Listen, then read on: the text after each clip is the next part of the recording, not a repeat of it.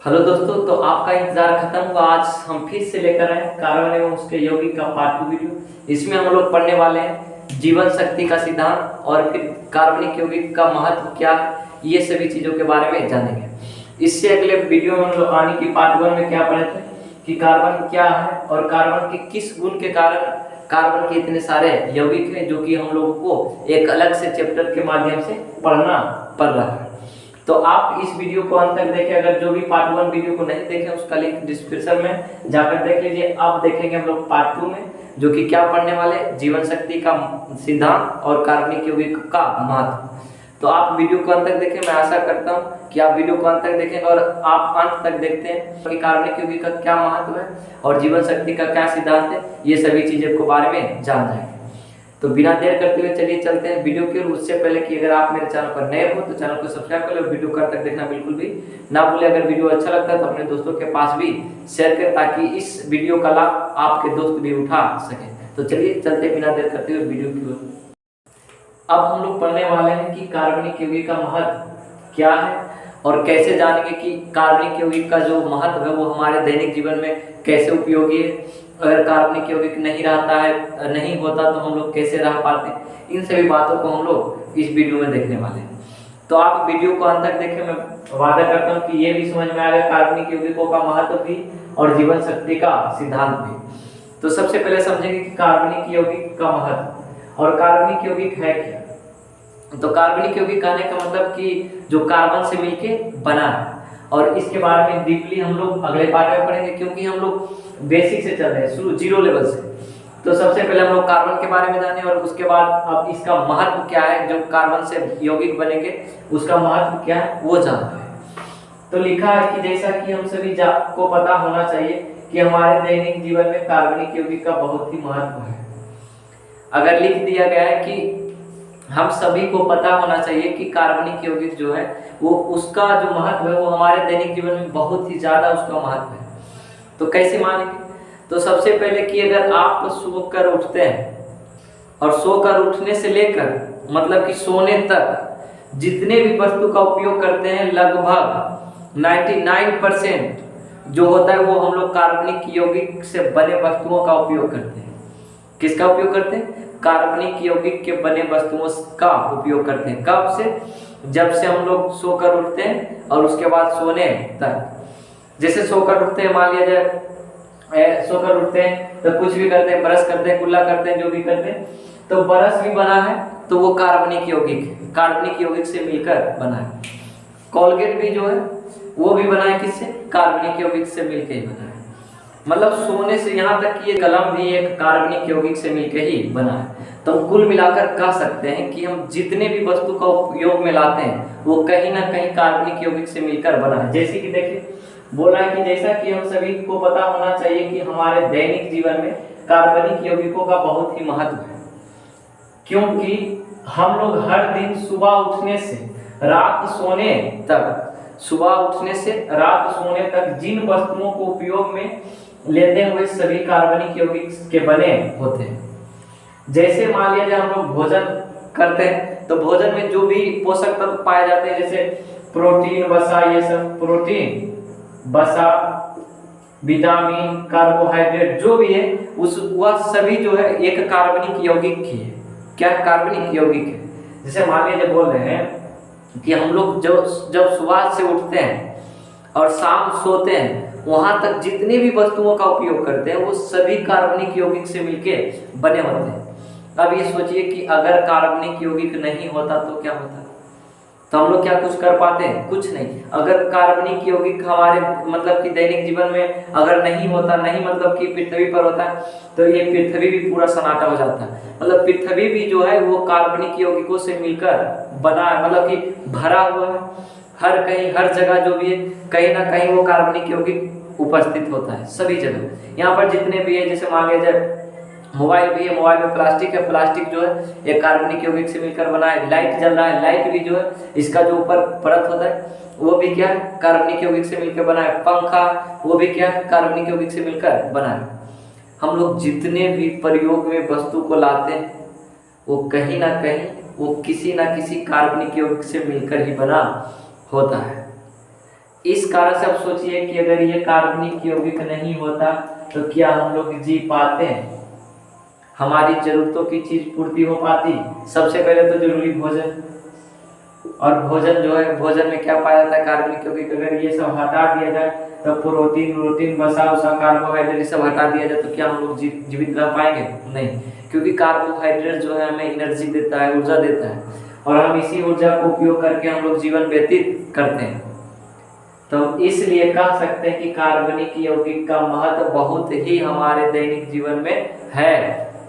अनिकेता, हम कह सकते हैं कि कार्बनिक यौगिक का हमारे दैनिक जीवन में काफी महत्व है, बहुत ही महत्व है। अगर ये कार्बनिक यौगिक नहीं होता तो हम लोग अपने जीवन व्यापन के जो भी उपस्थित मतलब उपयोगी वस्तुएं कहाँ से ला पाते, कहीं से मतलब कि उपलब्ध नहीं हो पाता, और जो भी उपलब्ध है वो सभी कार्बनिक यौगिक ही है।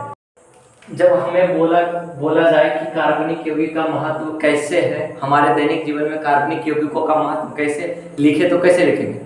तो हम इस तरह से लिखेंगे कि हम लोग को यह पता होना चाहिए कि हम जब सुबह उठते हैं और जब रात को सोने तक जितने भी वस्तुओं का उपयोग करते हैं वो कहीं ना कहीं कार्बनिक यौगिकों से मिलकर बना होता है वो सभी वस्तुएं। और उन सभी वस्तुओं को अगर हमारे दैनिक जीवन से हटा दिया जाए तो हमारे जितने भी जीवन व्यतीत करने के लिए जो भी पूर्ति के चीजें होंगे वो उपस्थित नहीं हो पाएंगे। इस कारण से हम लोग जीवन व्यापन नहीं कर पाएंगे, और जब नहीं कर पाएंगे तो क्या ये हमारे लिए महत्व रहेगा या तो नहीं रहेगा?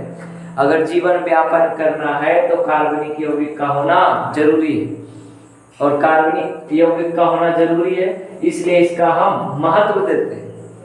क्या देते हैं? महत्व देते हैं। तो जब कभी भी लिखने बोले कि हमारे दैनिक जीवन में कार्बनिक यौगिक का क्या महत्व है, तो इस तरह से आप लिख सकते हैं। तो मैं आशा करता हूं कि यह जो कार्बनिक यौगिक का क्या महत्व है वो आप सीख चुके होंगे। अब हम लोग पढ़ेंगे कि जीवन शक्ति का सिद्धांत किसने, मतलब कि क्या है जीवन शक्ति का सिद्धांत और किसने बताया। तो हम लोग देखते हैं, पढ़ेंगे। सबसे पहले लिखा है, प्रारंभ में लोगों को मानना था कि कार्बनिक यौगिक सिर्फ सजीव स्रोत से ही पाए जाते हैं। मतलब सबसे पहले सर्वप्रथम सभी लोग मानते थे कि हम कार्बनिक यौगिक जो है किसी भी निर्जीव मतलब किसी भी निर्जीव पदार्थ से हम प्राप्त नहीं कर सकते, और निर्जीव पदार्थ में कोई भी कार्बनिक यौगिक नहीं बनता है, ऐसा सब लोगों का मानना था। जैसे बोल रहा है कि प्रारंभ में लोगों को मानना था कि कार्बनिक यौगिक सिर्फ सजीव स्रोत से ही पाए जा सकते हैं, सजीव में ही बन सकते हैं कार्बनिक यौगिक, निर्जीव में नहीं बन सकते, ऐसे सबसे पहले सबको मानना था।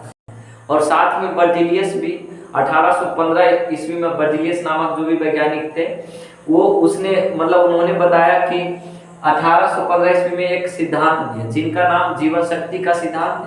और इसी सिद्धांत के अनुसार इन्होंने यह बताया था कि सजीव पदार्थों में मतलब कि सजीव पदार्थों में कार्बनिक यौगिक का निर्माण एक अदृश्य जीवन शक्ति द्वारा होता है। जीवन शक्ति का सिद्धांत जो है बर्जीलियस नामक वैज्ञानिक ने 1815 ईस्वी में दिया।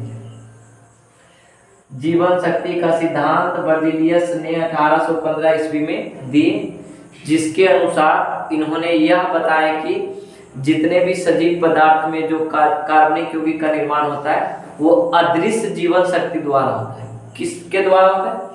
तो अदृश्य जीवन शक्ति द्वारा होता है। और इसी के कारण इस सिद्धांत को जीवन शक्ति का सिद्धांत नाम दिया गया है। और इस सिद्धांत को बर्जीलियस नामक वैज्ञानिक ने 1815 ईस्वी में दिए थे। अब आगे पढ़ना, जैसे सबका मानना क्या था कि हम कभी भी किसी सजीव स्रोत को छोड़कर निर्जीव स्रोत से कभी भी कार्बनिक यौगिक का हम निर्माण नहीं कर सकते, नहीं पा सकते हैं, सबको पहले में मानना था। लेकिन पासा पलटने का मतलब एक मोड़ आ गया कि जो वोलर नामक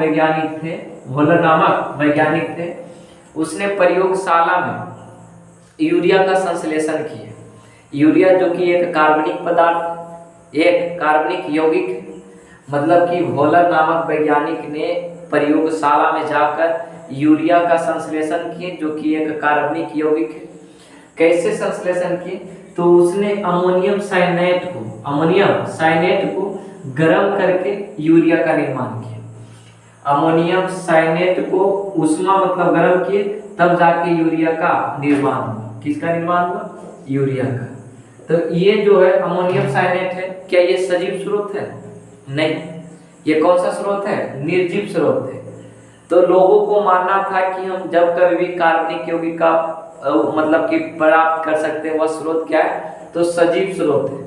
लेकिन यह जो अमोनियम साइनाइड है जिससे निर्माण हुआ क्या? यूरिया, ये कार्बनिक यौगिक है। और जबकि यह जो है कार्बनिक यौगिक, यह जो है अमोनियम साइनाइड, यह एक निर्जीव, यह निर्जीव।